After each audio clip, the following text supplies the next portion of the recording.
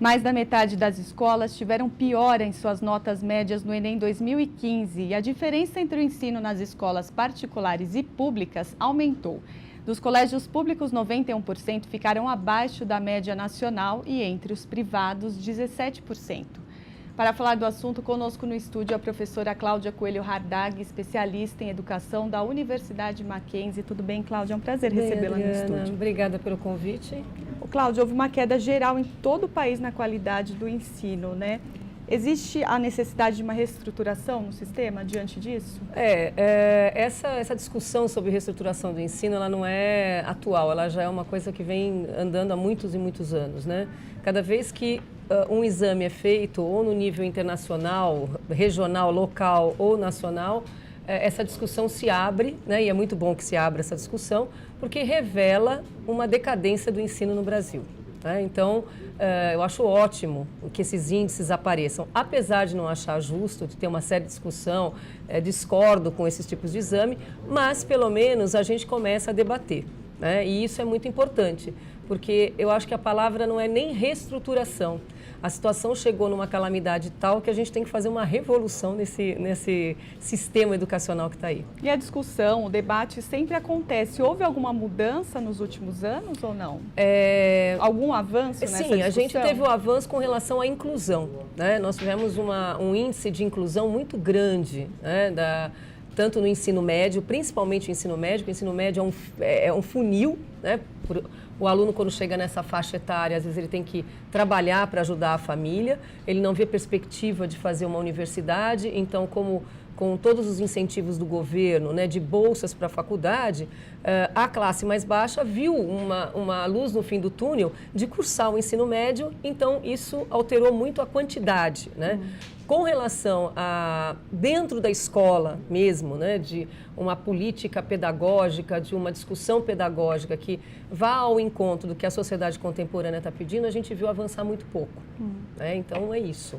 E por que houve uma diferença tão grande nas notas entre as escolas públicas e particulares?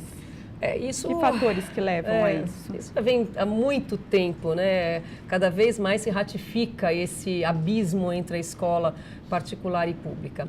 Então, acho que a primeira coisa que a gente deveria que levar em conta primeiro, né? Esses exames, eles realmente revelam uma realidade, uma verdade com relação ao que se passa dentro da educação pública e da educação particular. Por que eu estou falando isso? A educação no Brasil, ela virou um grande mercado, da educação infantil até o ensino superior, né? Ela é mercadológica. Então, por mais que uma política pública tenha a intenção de fazer uma medição de como está a qualidade da educação, as empresas, né, vou falar como empresa educacional, ela burla isso. Então, a gente vê, isso está em todos, né, em toda a mídia, que a escola que ficou em primeiro lugar, ela tem ela abriu uma nova escola, que ela coloca os melhores alunos só para cursar e para fazer esse exame, o Enem. Né? Então, aí aparece em primeiro lugar com uma mágica assim, incrível. Né? Isso é falso, né? É uma coisa muito... não dura. O que a gente tem que ver antes, né, disso. Então, as escolas particulares, elas, em sua maior parte, aquelas que estão no índice maior, elas são escolas que a gente chama, né, dentro da linguagem mais pedagógica, elas são escolas conteudistas. Né? E essas escolas conteudistas, elas atendem aos exames, que é aquela coisa da decoreba, né, do volume enorme de informação. Acho que você, Adriana, deve lembrar no seu ensino médio de levar aquela sacola enorme de livros. Sim, e eu acredito que você não tenha conseguido saber tudo que estava ali. Né, estudou só para passar no vestibular, né, assim como eu e muitas pessoas. Né? Então, ela está para isso. Né? Esses exames acabam ratificando, por isso que eu falo, o exame, eu já coloco um ponto de interrogação na validade desses exames. Então, você acha que essa avaliação não é justa, então, para o ingresso nas universidades, por exemplo? A nossa sociedade brasileira não é justa. Né? A gente sabe que os índices internacionais mostram que a nossa desigualdade é uma aberração. A escola é um espelho da nossa sociedade. E um espelho, infelizmente, muito limpo, né? Que retrata que as classes mais baixas não conseguem atingir um nível de aproveitamento como uma classe alta consegue. E por isso, por vários fatores, né? E no que os pais, então, devem se basear na hora de escolher uma escola para os filhos? Olha, não na nota do Enem. Eu como mãe, né, eu não me basearia nisso. Né? Eu acho que existe uma grande euforia, né, e uma ansiedade muito grande dos pais quererem que os filhos, obviamente, cursem as universidades públicas, né? E os pais sabem que a equação é muito simples. Se eu pagar uma boa escola para o meu filho durante todo o período escolar dele, ele vai conseguir passar numa escola pública, né? Então, ele investe esses anos todos nisso. E essas escolas, né, que acabam tendo esse índice bom, são escolas que, no meu ponto de vista como educadora, elas massacram esse jovem numa idade que é incrível, que eles são adolescentes. Então, esse jovem estuda o dia inteiro, ele só faz isso, ele é realmente condicionado. Se o aluno pergunta para o professor por que eu estou aprendendo isso, ele responde na hora que é para passar no vestibular. Né? E é um investimento num tipo de vida. Eu colocaria investimento em outro tipo de vida. Né? Eu acho que a sociedade contemporânea, logo, né, o século XXI já está mostrando isso assim de uma forma tênue, mas logo vai revelar que esse tipo de educação e esse tipo de profissional que vai vir aí já não vai funcionar mais. Não, né? está dando certo. Não está dando certo. Ô, Cláudia, entre as melhores escolas públicas do ranking, temos as escolas federais e técnicas. Quais são os diferenciais dessas escolas? Isso a gente fica muito feliz, né? Até porque reforça uma ideia, e a gente tem mania de ficar imitando os países aí a Finlândia, né? Tanto se fala Finlândia, Coreia, não sei o quê.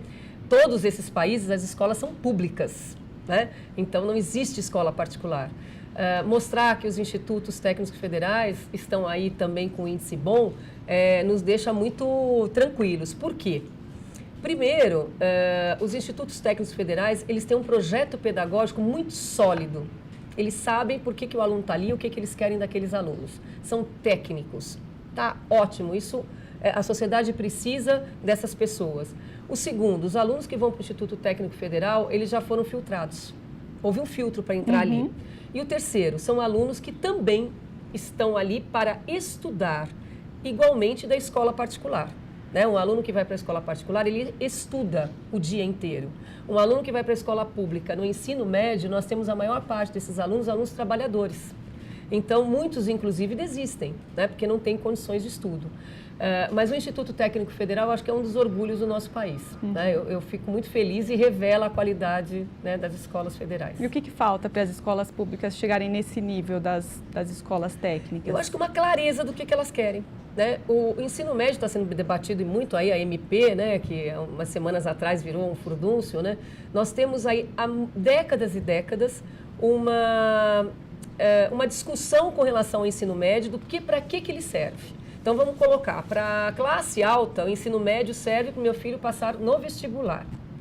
Para quem vai no Instituto Técnico Federal, está assegurado que ele já tem uma profissão e ele também pode ascender para a faculdade, para a universidade pública. E para a grande camada da população, para que serve o ensino médio?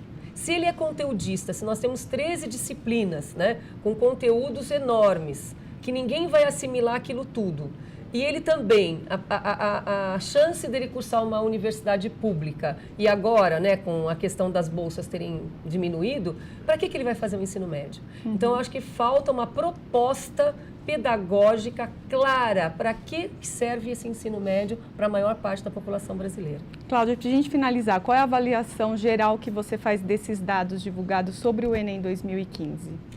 Olha, é lógico que a gente não fica feliz, evidente, né? Não é como você falou, né? Eu ratifiquei, o que mostram esses índices é o espelho de uma sociedade injusta. Agora, eu também não fico muito preocupada em que sentido? Eu acho que esses alunos que estão lá e as escolas que estão lá nos primeiros lugares, a mim não me agrada, né? Vão passar no vestibular, o índice de alunos que desiste logo no primeiro e segundo semestre das escolas públicas por não aguentarem as escolas públicas é enorme, vem dessas escolas. Então, eu acho que a gente tem que reformular desde da educação até como que esses índices revelam realmente o que são essas escolas e para que essas escolas estão formando seus alunos, né? Isso é o fundamental. Cláudia, obrigada pela Muito entrevista, obrigada, viu? Boa Adriana. tarde para você.